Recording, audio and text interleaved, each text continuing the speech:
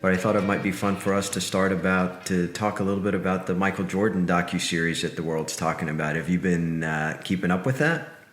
I've seen it. Does it speak to you at all?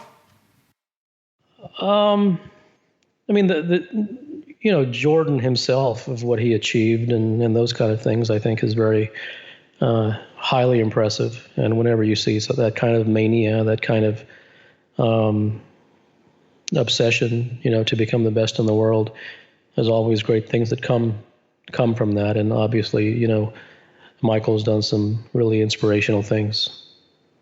When you're watching it, and I guess it's been eight episodes now. Like, what do you look for in something like that? I mean, obviously, everybody has an idea of the greatness that this guy has, but are you paying attention to certain things about maybe the manner in which he does what he does?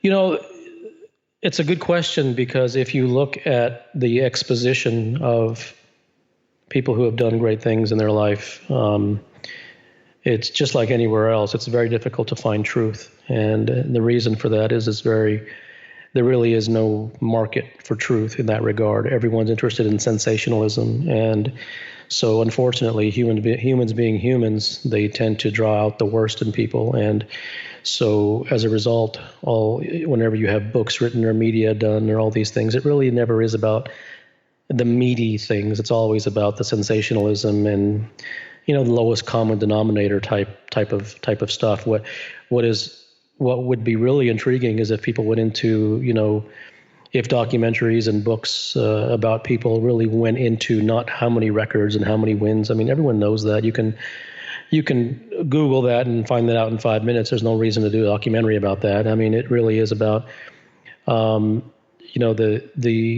the genesis of the obsession, the nature of the training, the what is it that drives a particular human being from a very, very honest perspective, as opposed to trying to give a lesson or trying to sensationalize and trying to put on a pedestal and trying to do all of these things just to sell newspapers, so to speak. And unfortunately, that really doesn't exist in today's world, and that's because both the supply and the demand are chasing each other. In other words, the audience craves one type of sensationalism, and then the media is a slave to that in order to sell more papers. And so no one's really interested in the things that could really benefit human beings, as to what the truth actually was, right? No one tells you the truth, right? They always tell you the sensationalized version so that it becomes more dramatic and so that more people will buy the paper. Yeah, the media is awful. But I can't blame the media. The media doesn't provide what human beings don't want. So there's no way that I'll blame the media for that. The one the one who is willing to tell the truth is the one who's willing to go out of business, and that actually is worth watching. And so I can actually come along with the idea of media responsibility, but it really isn't responsibility. But let's say that you had a media, you can't say outlet, because anything more than one person, there's no truth. I mean, groups are nonsense. So let's say that you had a rare individual who was interested, who was obsessed with getting the truth out, not sensationalism, but the actual truth about a particular figure or an event or whatever it is, knowing that he may not sell a lot of newspapers and hot dogs, and that wasn't his driving force. That would actually be very nourishing to human beings, because number one, finally we have a truth, right? Number two, we have someone who wants to try to sell us something on an idea. There's nothing wrong with selling something. In fact, it's worth 10 times more if it's truthful. And if that happened, then you would actually create an audience who was enamored by that, and you would actually teach people in a way to seek more of the truth as opposed to more sensationalism. Well, obviously, I can't help but think about you when I watch it, just knowing how you think and knowing the conversations that we've had. And obviously, Kapil, no one would argue that Michael has an incredibly rare DNA. But as everybody's talking, I'm thinking about how you might be able to look at it from, no, his greatness is his greatness. But I'm curious as to what someone like him is able to access to achieve that level of greatness that maybe the rest of us aren't willing to go there, or perhaps it seems elusive to us. Nothing is really elusive. The only elusive implies that you really want it and that you can't get it. And that's just not true. No one really wants it, and no one should want it. And once again, the audience that's listening to this shouldn't be listening. It's not for them, right? I have nothing to say to them, right? Once again, we go through this theme. I don't want to give any lessons, right? I don't want any take-home messages that they should do, because the fact of the matter is rare people are rare. And to try to be like them is a waste of time. Emulation is a waste of time. If someone is really interested in something, they will find themselves doing it. They don't need a podcast to motivate them. And if they do, then that'll be gone. That motivation will be gone by 5 p.m. Well, it's a little bit after 5, so hopefully it hasn't gone yet. Well, it'll be 5 tomorrow, so it doesn't matter. It will be 5 tomorrow. Yeah. So, but it really isn't about lessons. It's if you, if something that if it's something that speaks to you, it speaks to you. If it doesn't, it doesn't. But there's no you should do this. So here's something that somebody once wanted me to ask you. If life has granted you a beautiful gift or talent, what is your obligation to use it? Nothing. No one has any obligation, responsibility. I knew you were going to say that about that word. Yes, absolutely. Yeah. The question makes me angry. There's no obligation. Okay, so let's talk a little bit about that. You've been doing a lot of writing, and you've been doing a lot of podcasts that really do speak directly to the truth. And one of the areas that you talk about is confidence. And you take a look at the world today, and there's a lot of people in the world who've been impacted. Their confidence has been shaken over the past few months. What has to happen for someone who's had these confidence shaken, or who's had these bad defeats in life? What do they have to go through to be able to restore that? Well, everyone views things through the events of the world. No, I don't.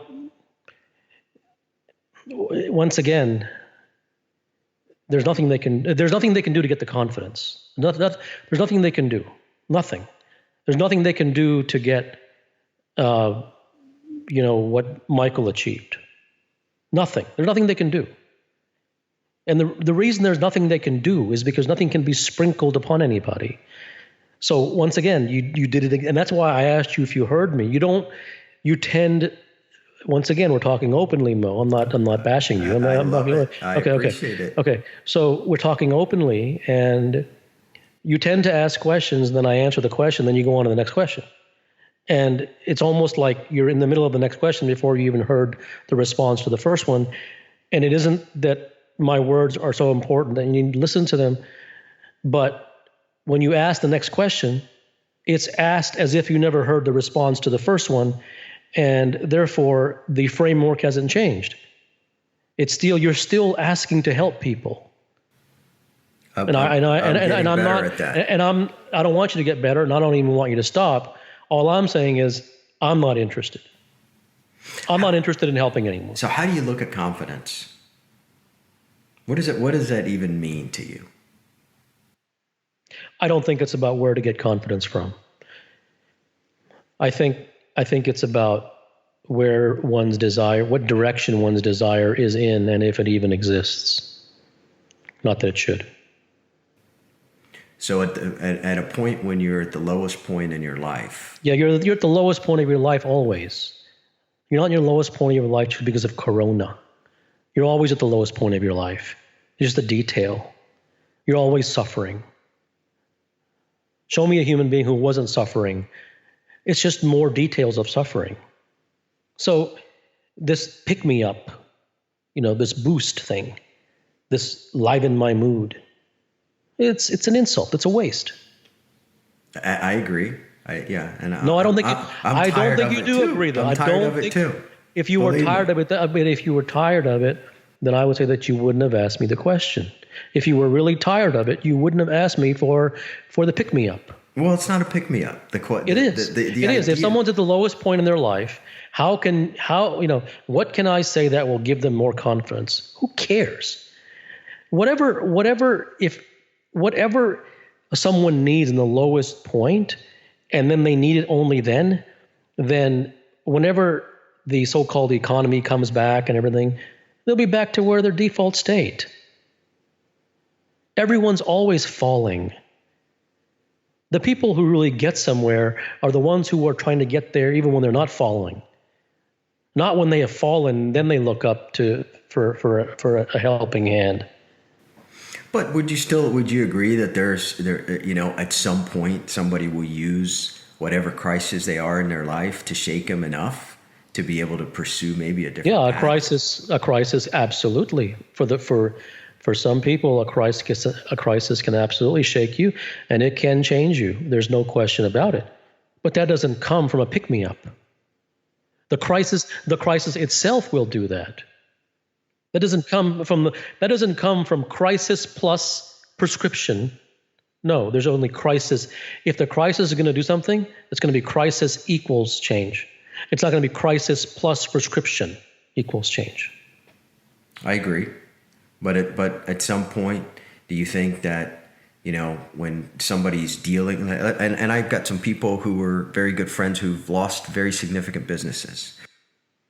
It's very difficult not to assume that they're shaken, that their confidence are shaken, that their mind's playing mind games with themselves. And at some point, they have to pick themselves up. It's their own responsibility. All of that is true. Why wouldn't? Of course they would be shaken. Anyone would. But that's a statement of fact. But what becomes non-fact is when you say, "What can you say to help them?" That's a farce. That's when everything falls apart. So let's not talk about helping them. Let's talk about the last time maybe you faced a crisis. Was there a turning point that enabled you to cross over to the other side and just become a different version of yourself? I don't think it's about turning points. I don't think it's about these supernova type of events that happen and then things change. That's a media myth that everyone likes to ask. At what point in your life did you? That's all just for cameras. It's not true. Nothing ever happens in one point.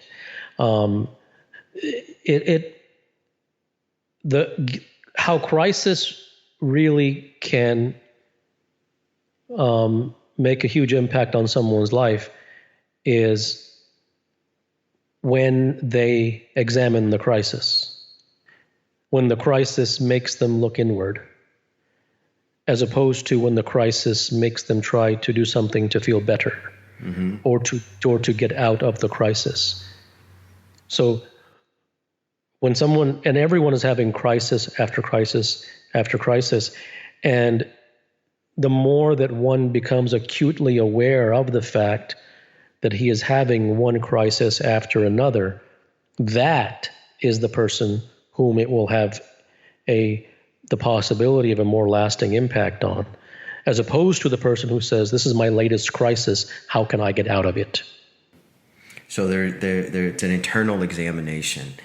Yeah, but it's not a doing. No, but it's not a doing. It's not about internal exam. Everything that you say drips with the blood of doing. Right? It's an internal. So now go internally examine. I mean, I'm saying the person who does is the person who can, who has the possibility of achieving a lasting benefit from a crisis. The person who does, not the person who was told to do, not the person who was suggested that they should do. The person who already does, not because they were told to, but because something in them just did. But don't you think that at some point, if somebody's listening to something or reading something that you did, and that ignites that flame, If it ignites the flame, that's only because they were at a ready certain degree of internal evolution to where it ignites. You are correct. There are things that can get someone over the hill and over the hump. That is correct. That absolutely does happen. But that never comes. But that'll come through the hearing of the words, not through the hearing of any advice. Yeah, well, let's assume we're not giving anybody advice. We're having a conversation, right? But all of your questions are Listen, centered I can't around help it. Advice. Right? But no, I don't. And I don't want you to help it. I just have to answer with silence then, because I'm not interested. No, well, I appreciate that, right? I really do appreciate it, and the reason that I can't help it is because I immediately start to picture people who are dealing with shit, and if there's anything we could do to at least offer some insight, forget advice, it would help. So, okay, let me ask you something about the questions that you're asking yourself when you're getting closer to that sense of freedom or the truth. Well, give me an example of some of the questions that you're asking yourself. Let's talk the truth, okay? Let's talk the truth, okay? The vast majority, 99.8%, okay? So now it's 0.2. Maybe it's 99.9. Doesn't matter. Of the people listening and of all the people in the world are going to die never having arrived at truth, are going to die never having arrived at wholeness or realization or whatever the word is, and whatever the word is in their own words, whatever that thing is. And they may call it happiness, they may call it peace, whatever the word is. Virtually everyone is going to die not having got that thing in any consistent or sustainable fashion. Okay. So if that is the case, then it really is only about speaking the truth and not trying to help. Because if you try to help, you are sprinkling it upon the unhelpable. And that's why these advice and what do you recommend and how can we help so-and-so, it's just not true. It's not true. And if it isn't true, well, then why waste time doing it? Right? So I would say that the most impactful thing about this podcast, for instance, would not be about the people. It would be about you. Mm-hmm. Not that you need help, not that you should change, nothing. That's why I'm doing it. No, you're not. Because every single question is about the people. That's just not true. That's just not true. And I'm not saying that you should, I'm just saying that is not to say that's why you're doing it. Your behavior speaks otherwise. I'm trying to speak for myself, but at the same time, not think of others. Yeah, there is no thinking of others. That sounds very nice, but it's not. And no one thinks of others. So that thinking of others is just more advice sprinkling. Everyone's interested in themselves. That's the way everyone's wired. There is no such thing as selfish or unselfish. Everyone is wired to view and to seek and to biologically crave their own sense of well-being. So when you're recording your solo podcasts, are you talking to yourself? You mean the latest ones? The latest ones. Are you talking to yourself? Podcast? Yeah. Or what is? There's some wonderful topics there. Are these? Yeah. Are you having conversations with yourself and just sharing it with others? What I'm doing, I'm not really sharing. I enjoy taking a topic and then basically getting a dart and throwing it directly into the heart of that topic. I enjoy that discovery. I enjoy that. No fluff, no intro music, right? No nonsense. In fact, at some point, those Direct Truth podcasts probably will be 30 seconds long, because there won't be a single wasted letter, because there's no time to waste. Just what it says: direct truth, no fluff, no time waste, no intro, no talk about obvious nonsense that everyone already knows. Get to the point, in and out. This is what it is. Not that you should do it, not that you shouldn't do it. Couldn't care less. If you change, doesn't bother me one bit. If you don't change, doesn't bother me one bit. But I like the communion.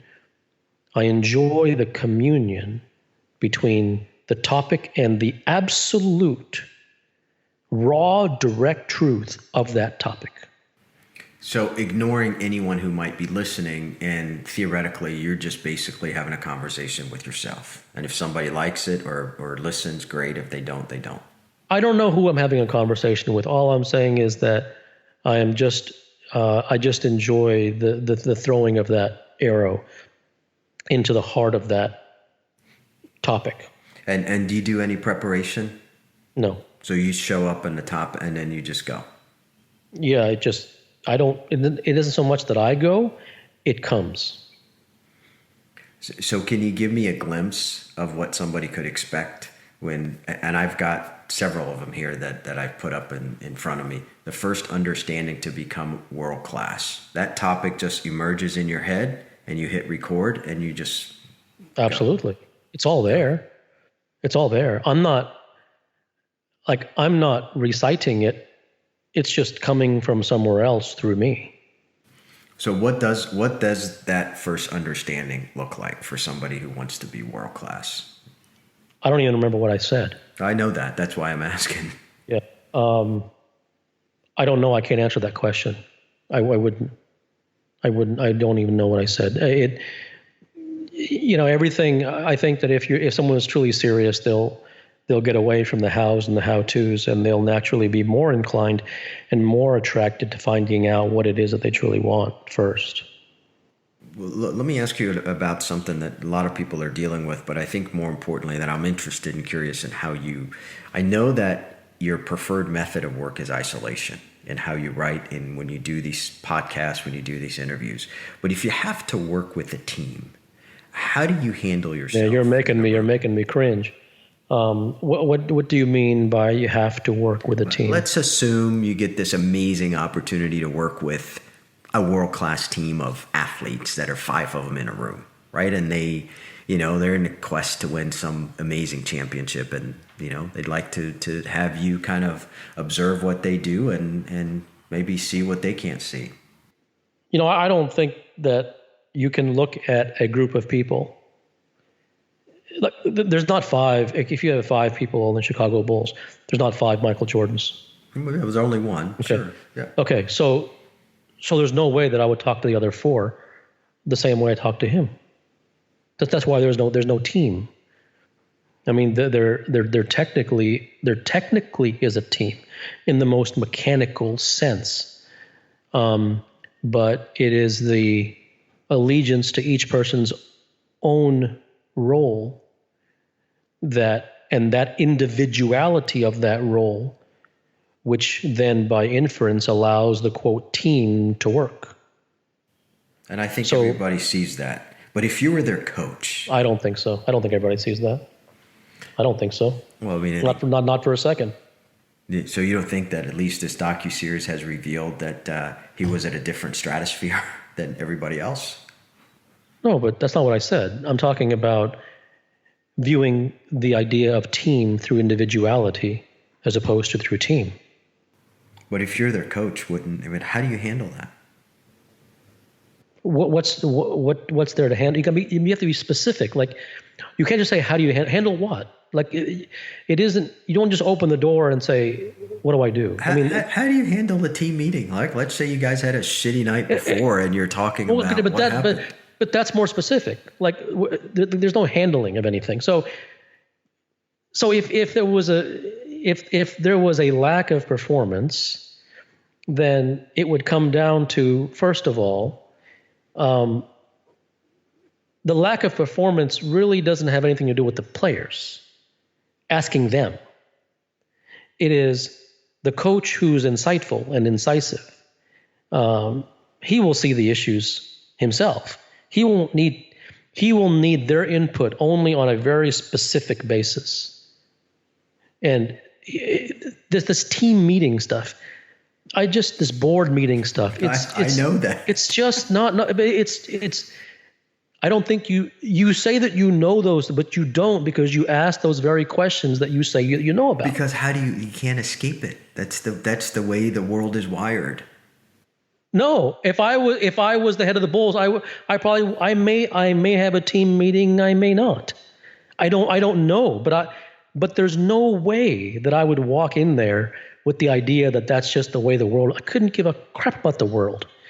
If I was told that you have to, by the GM, that you have to have a team meeting, I wouldn't. I would leave. Like, I don't. It depends upon what. You cannot force things upon creativity, upon art. Right? So what that that's the way it's done? In fact, if it's the way it's done, that's totally wrong. Just by virtue of the fact it's done that way. Everything is wrong the way it's done. So if anything, you do the complete opposite first, without even looking into it. First, do opposite. So the way that you think is the way that everybody thinks. You're just supposed to have a team meeting. Why? Just because you're supposed to. Why? Because you're supposed to. Why? Because you're supposed to. I don't walk in with any supposed tos. I know you do. You know, I might make them hang upside down from the ceiling. I don't know what I would do. But I don't have any preconceived things because I don't do things in conventional ways. I believe in extracting art from the human.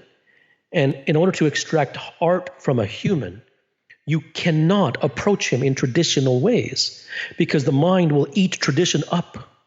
So nothing would be traditional. We might so-called practice in a river. I don't know. Whatever it requires, the situation would dictate to me, and whatever arose within me organically, that's what would happen. When I go see a pro athlete, and this happens on a regular basis. I know it does. I have no idea what I'm going to say. I have no briefcase. I have no PowerPoint. I have no clue.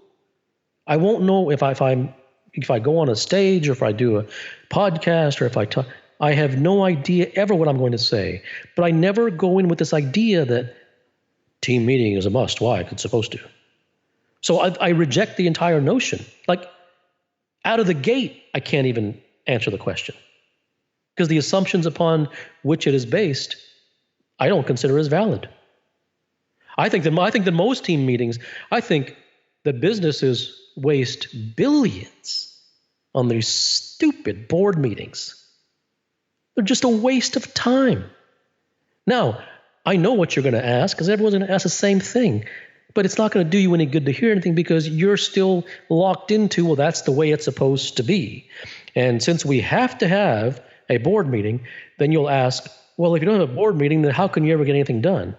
Well, my point is, if you have a board meeting, how can you ever get anything done? No one gets anything done.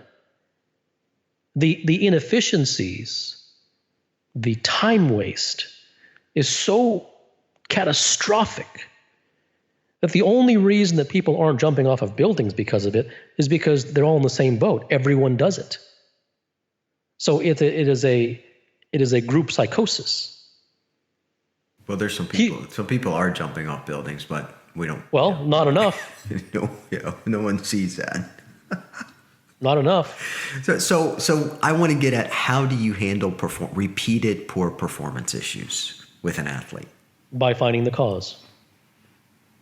And are you sitting there asking questions, or are you observing?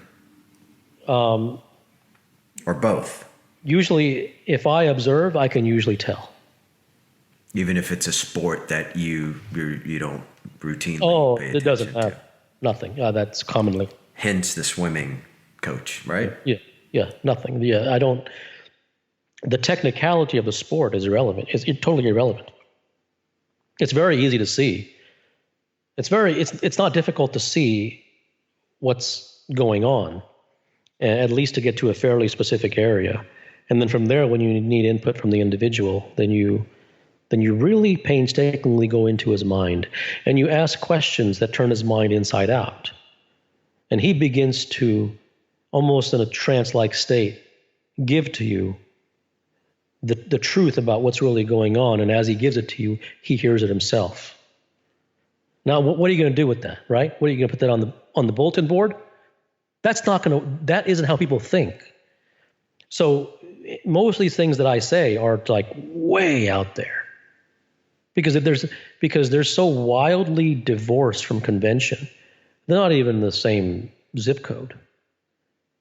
And that's why when you ask me conventional questions and you ask them in order to provide help to people, it is not going to help them because both the assumptions that the questions are based upon are flawed, and the thing that I'm going to say is not going to be in their experience. So the only person who can learn the truth is the one who has no preconceived notions. He doesn't walk in saying, since I know there has to be a team meeting, okay, that's a given. I'm not getting rid of that. Now, holding that firmly in place, tell me what you would say in a team meeting. I would say no. Well, there's no team meeting. Forget the assumptions. I'm not saying I wouldn't have a team meeting. I'm not saying I would have a team meeting. What I am rejecting is the assumptions that you have to. Yeah, and hey, man, I totally get it. I mean, the overwhelming majority of them not only are a waste of time, but a waste of energy. Well, if that was true, then why do you have group meetings? I don't have them as often as you think, but yeah, you're okay, right. So you don't? Right. You don't, right? Yeah, so no. But here's what I'm trying to get across. You're not wrong for doing so. I'm saying I am saying that I am putting your words back on you, right? So if you say that most of them are a waste of time, and yet you still have them, that doesn't mean that you're a hypocrite. Not at all. It's not about the doing. It's not about the action. It is that if you really believed that they were a waste of time, then you wouldn't be having them. So the point is not that you're wrong for doing it, or that you are not following your own advice, all that nonsense. It is the very fact that you do means that you believe that they're worthy. At times, yeah. And as I'm hearing you talk, I'm thinking, perhaps it's a talent issue. Perhaps that, I don't have the world-class team that's able to be self-sustaining and to be, to pursue their own greatness. That's yeah. I mean, and I don't think there's no world-class team. First of all, there's world-class people. There's no world-class team. Good point. But it is that the individual if the individual is completely outside the box and does things in a completely unconventional way, then he has to be before those who are also given to unconventional things, right? And so the relationship between the two parties, so to speak, has to be on the same page DNA-wise, right? So if the so-called team is wholly conventional, and then you come in with total unconventionalness, then you have one of two choices. Either you cower or you do things the way you want to do, in which case you probably leave. So yeah, that marriage has to be there, right? In one way or the other. If your boys weren't your boys and their parents came to you and said, hey, we've got two kids who we feel have the opportunity to do amazing things in golf, and we'd like for you to coach them, would you? Well, the honest answer is I don't know. But what I will say is that there is in many ways to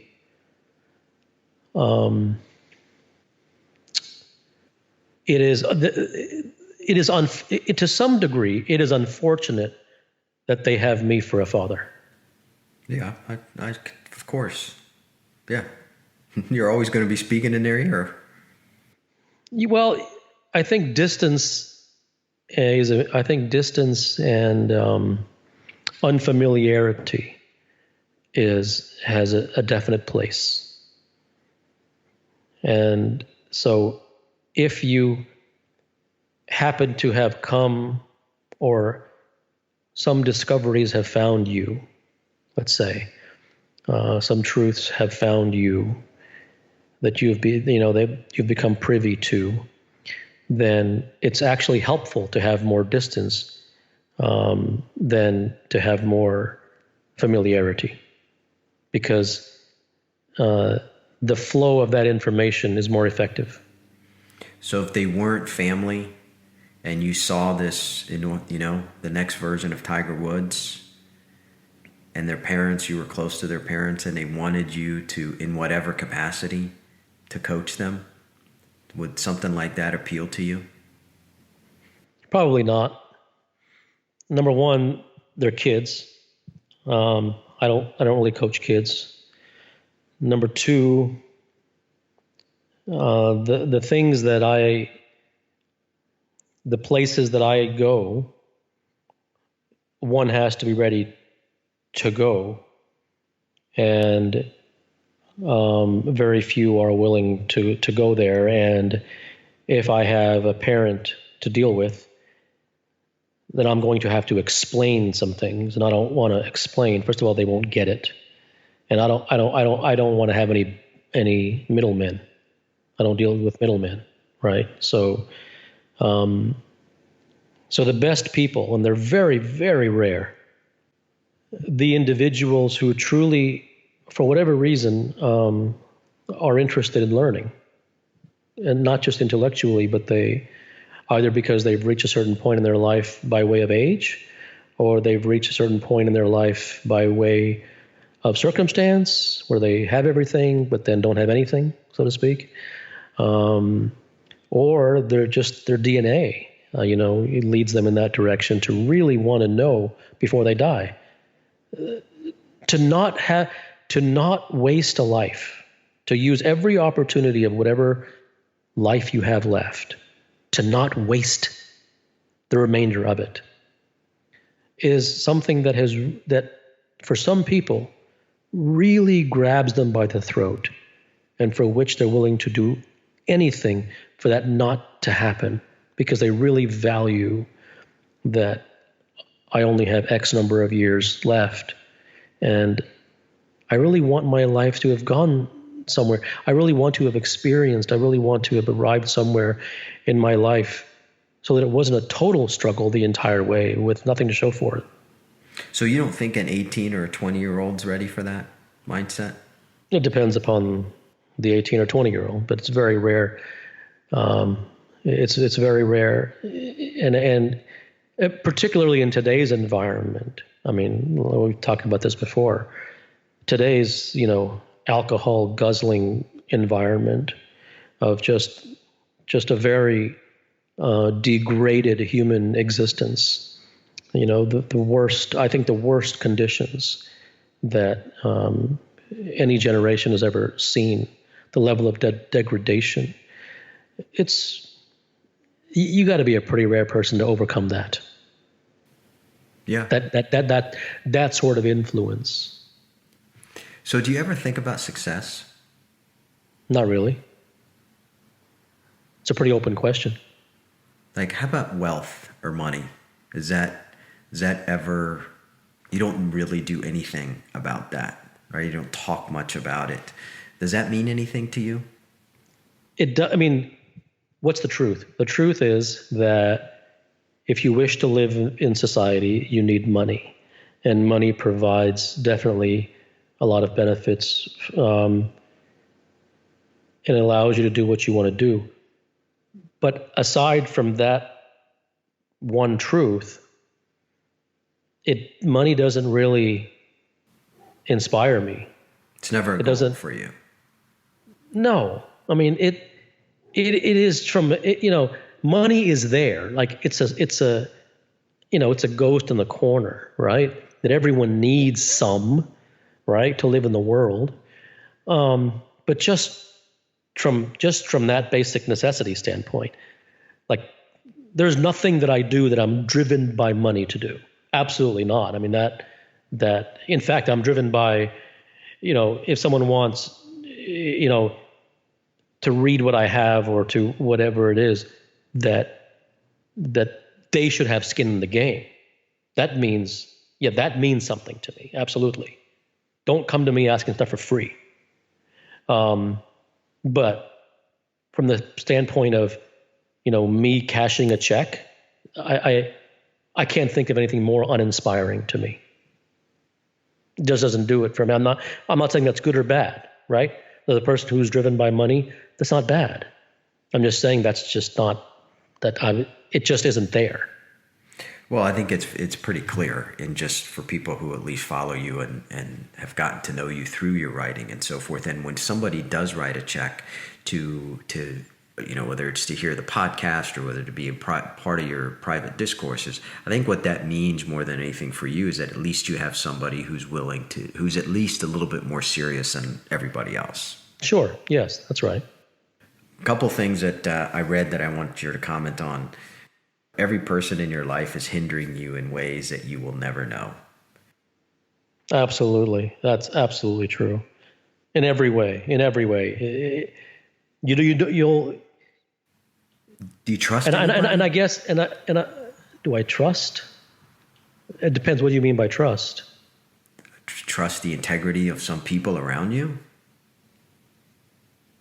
I mean, if everybody's hindering you, last time we talked a little bit about it from the standpoint of attachment, right? Well, everyone is hindering you, not because they're trying to physically block you.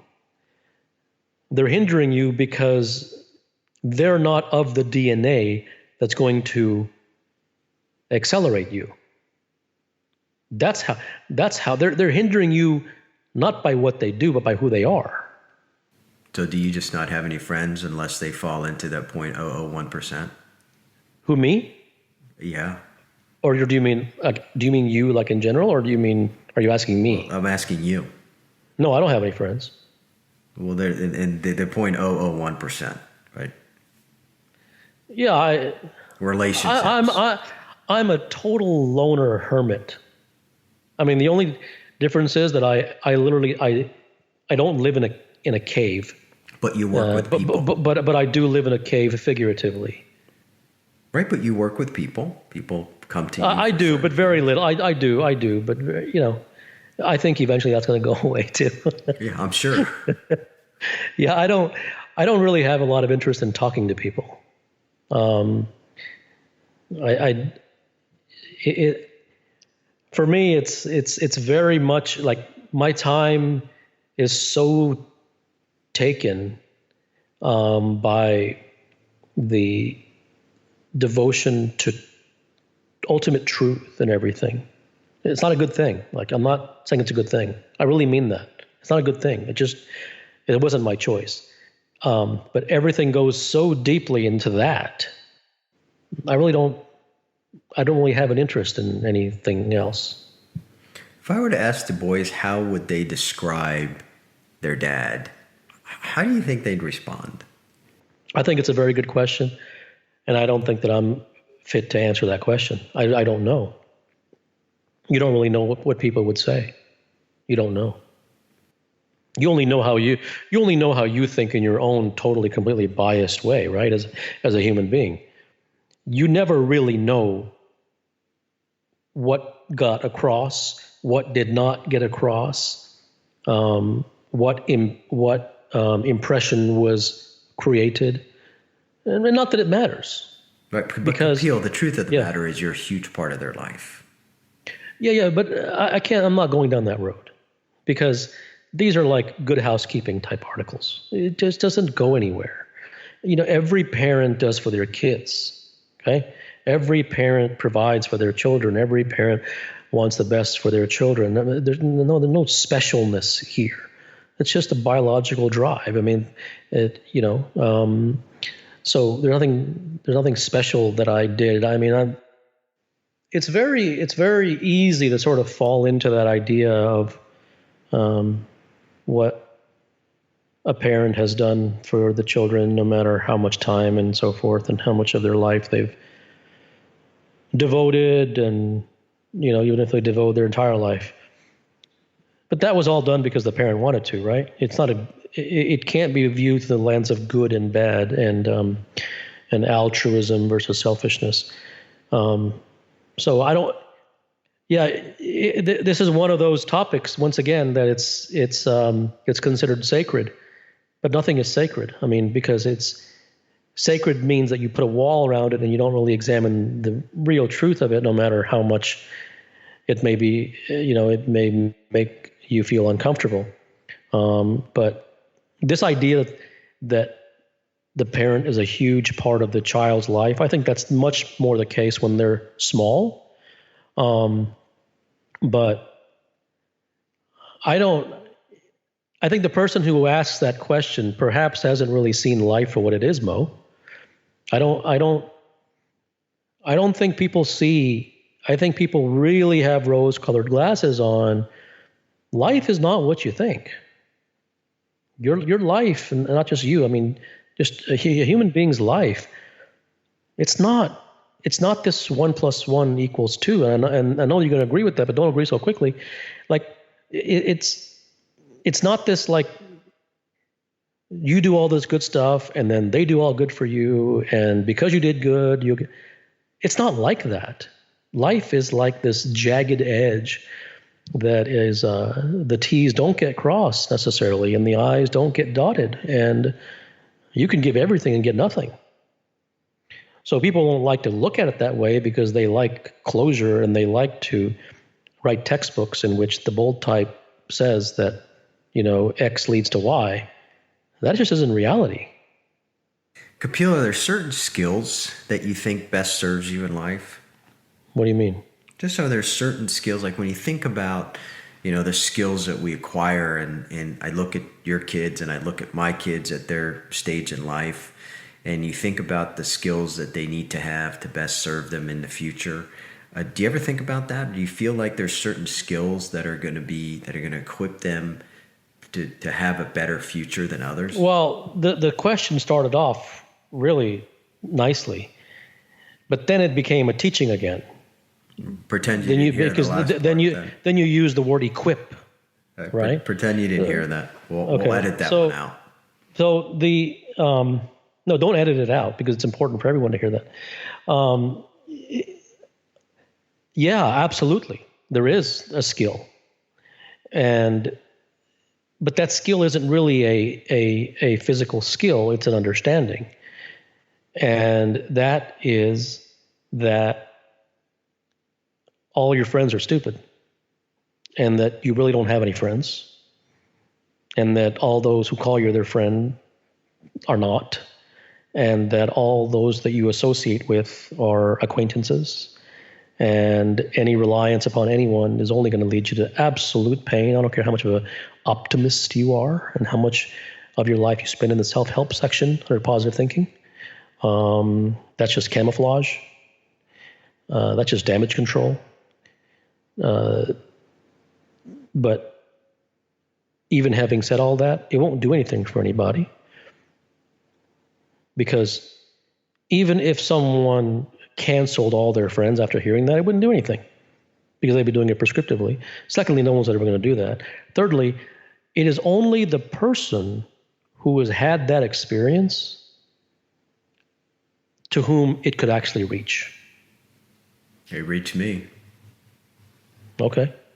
Yeah, that's just the absolute truth. This idea of friendship and, associations, and I go to meet so-and-so and talk to so-and-so. Every one of those people will disappoint you on a regular basis throughout your entire life. And when you meet a new friend, he's going to be the exact same way. And what must be understood, and I'm not saying this to be nice, God forbid, what must be understood is that it is not their fault. It is no one's fault. No one is trying to disappoint you. It is just that you have to view the human creature as the human creature. If you see a human creature as someone who is under the category of friend, then you will ascribe to him characteristics for which he is not capable.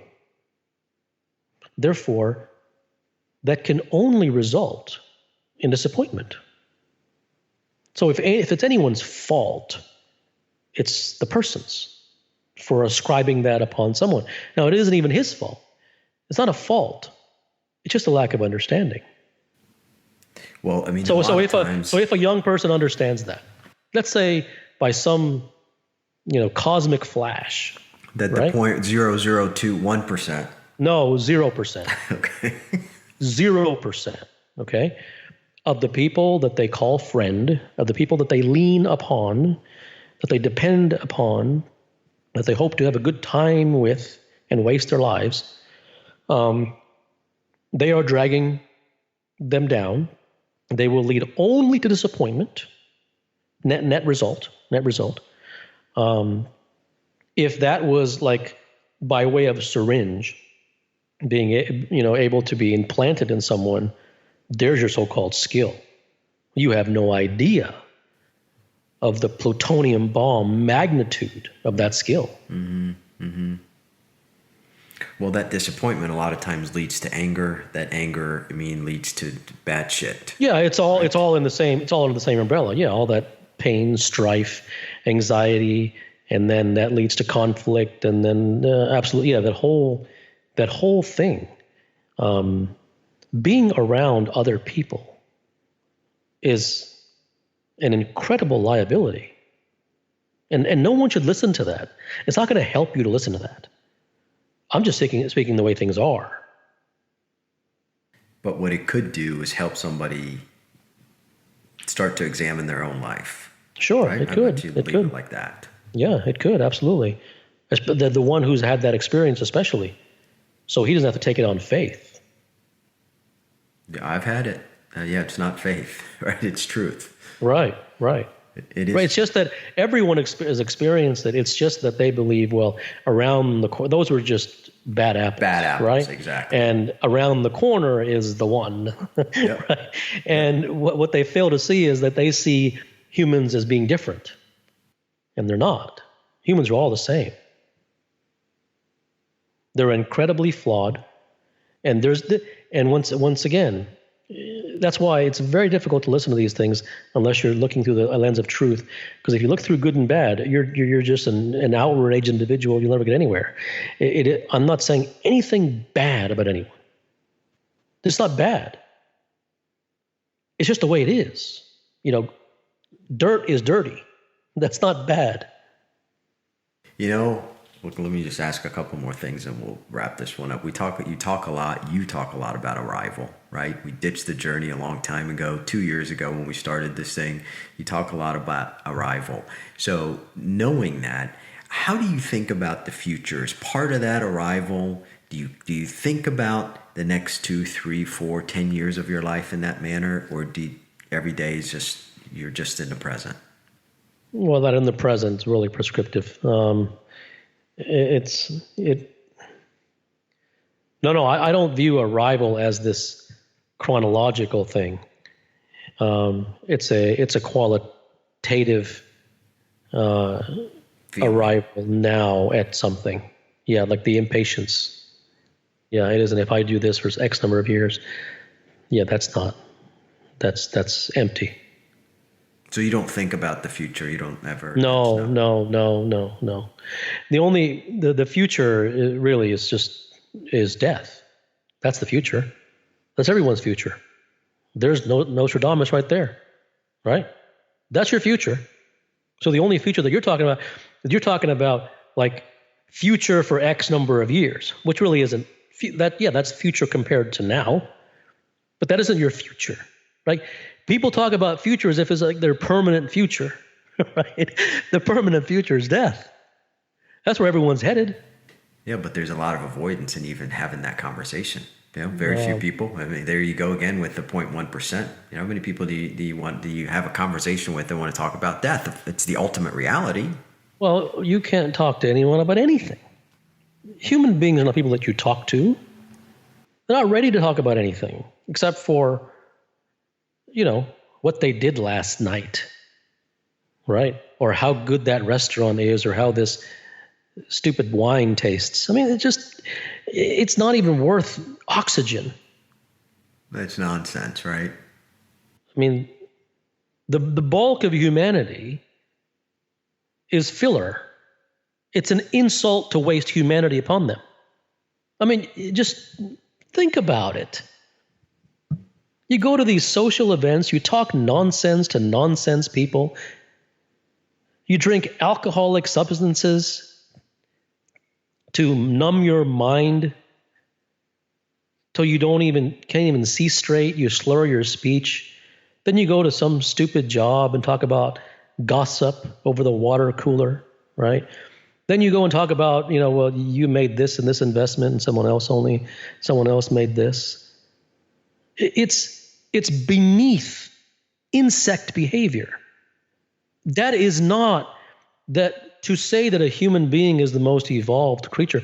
Yeah, perhaps by way of potential, but not by way of reality. Just look all over social media, right? Look in the newspapers. Look at everything. Human beings are not evolved creatures. The creation the creation that created them is evolved, but not them. Everyone's just an idiot. Living in their own skin, right? It's with the potential to become grand, but complete sellouts to that which created them. Just a slap in the face of nature. It's disgusting. You can't talk to anybody. They're either full of outraged or just yap their mouth as soon as you say anything. Don't even want to hear anything. They got these preconceived notions about everything. They wave party flags. These are not evolved creatures. A slug is more evolved. I mean, you laugh, but you laugh, I laugh because you're telling me the truth. I get it, man. I get it. I really do get it, and that's why I appreciate you so much, because I don't ever have these types of conversations with anyone else. Is that why, as human beings, we're just always judging other people all the time? Well, judging others is just one little detail in the anthood. A human doesn't really want to get anywhere. He just wants to accumulate. He just wants to self-adorn. A human doesn't really want truth. He doesn't want to arrive at the glory of what he was made to be. He wishes to slide in the filth and the froth that is his life, that is his mind. He spends his life in nightclubs and bars and social events. And meetings. And meetings and nature and schools and all these places. Conferences. Nature looks at that and it says, I wasted my resources on that? Yeah, you wouldn't be caught dead speaking at a conference, right? Well, I have no idea what I would do or not do. But I would not say that I would do this and I wouldn't do that. But I'd have to kidnap you. But I don't really do anything for like people, right? I mean, so I might do anything that would seem out of character, but it would be done from an internal place because there was some exploration happening that was satisfying on the inside, not because I was trying to do something on the outside, in any kind of showmanship or to reach someone or anything like that, or anything ego based. Yeah. Have you met anyone in your life who's reached the level of truth that you are? Well, you see, it's not about accomplishment, Mo.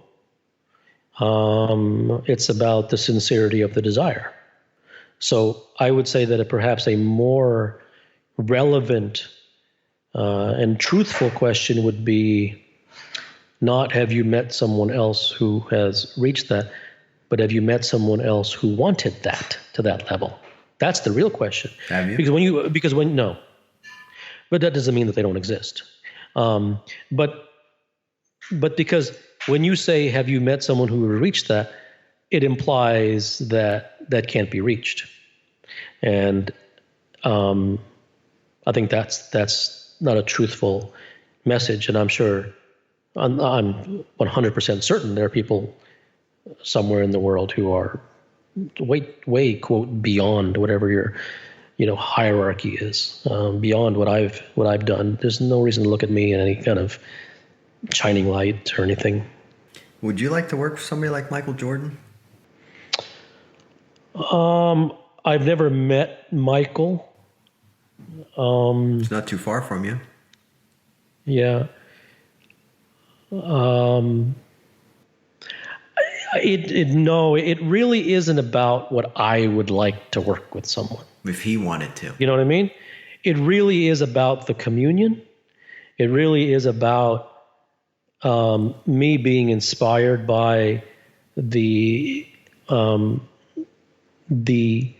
inspiration of the individual as to where he or she wants to go, or what their DNA is, or how deeply they really want to go into something, and how deeply they want to arrive, and how it's really being taken by that, as opposed to I would like to work with X. No, you don't have any. I don't.